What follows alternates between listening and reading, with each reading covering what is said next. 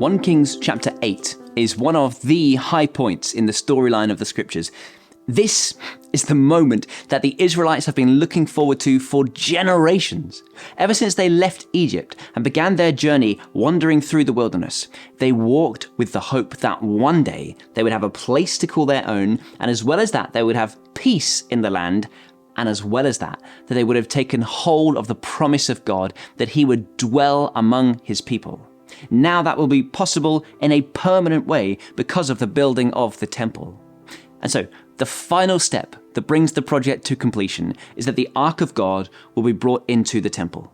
This is the same Ark that dwelt within the tabernacle. And while everything else has been made new altars, new bowls of incense, new lampstands and tables and platforms and pillars, everything has been made new with the exception of this Ark. There is a beautiful marriage then between the old era of the Israelites who've been looking forward to this day for nearly 500 years and this generation that sees with their own eyes the keeping of the promises of God.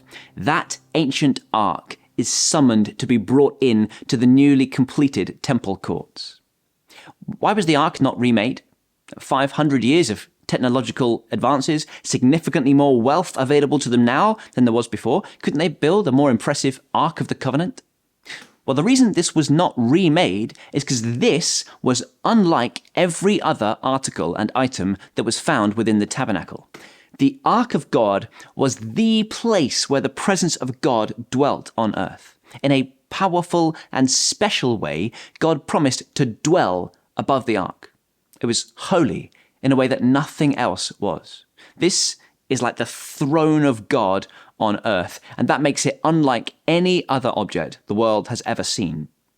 The holiness of the Ark is seen as being so important that when one unauthorized man touched the Ark, even with good intentions, he was immediately struck dead. It is that holy. An interesting detail in verse 9 that there was nothing in the Ark except the 2 stone tablets that Moses had placed in it at Horeb, where the Lord made a covenant with the Israelites after they came out of Egypt. You might remember that at one point there had been 3 objects placed inside the Ark. There were the tablets, there was also a jar of manna, which the Lord had provided during their wilderness wandering years, and there was also the staff of Aaron, which had budded as proof of his authentic leadership. We don't know what happened to those other 2 items. The Bible simply doesn't tell us. We do know that the Ark was captured by the Philistines at one point, and so perhaps at that point it was raided, but that still wouldn't explain why the tablets were left. Either way, it reminds me of the statement that heaven and earth will pass away, but the word of the Lord endures forever. And interestingly, we in our modern day, we have no idea where the Ark of the Covenant actually is, though there is a reasonable chance that it still exists somewhere in the world. But the item that was contained within the Ark, that record of the law, well, that has endured, and it will forever. So the Ark is brought in, and then the priests withdrew from the holy place, and the cloud filled the temple of the Lord. This, again, mirrors what we saw at the end of the book of Exodus, with the glory of the Lord filling the tabernacle. This is God's way of stamping his approval upon the events and blessing the people with his presence. The king then turns and he prays for the people. He blesses them in the name of the Lord, reminding them that the Lord has kept the promise that he made. Now, we would understand if Solomon, of all people, had an inflated sense of the importance of the temple. But what a relief then, and what a healthy perspective from Solomon himself, that he is able to say in verse 27, "Will God really dwell on earth? The heavens, even the highest heaven, cannot contain you.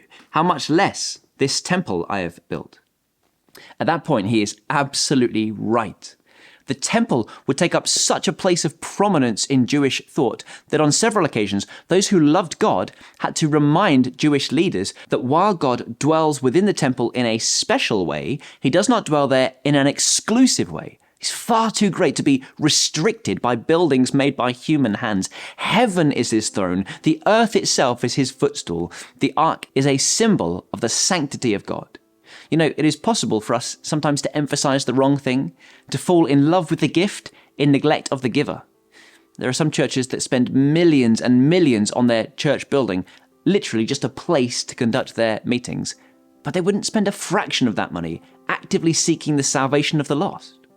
Now, it certainly seems from the scriptures that God is not against people spending money on buildings, right? We've talked about how much the temple cost.